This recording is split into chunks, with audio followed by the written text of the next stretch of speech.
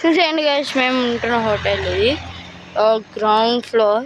కాస్త ట్రీస్ ఇదండి ఆడ ఉన్న వాళ్ళు వేరే వాళ్ళు. ఆడ దేవుడు కనిపిస్తుందా?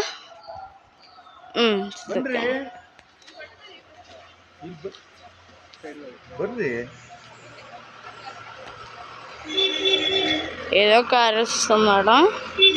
ఆ కార్ నెంబర్ మంచి చేసుకుంటే ఈడ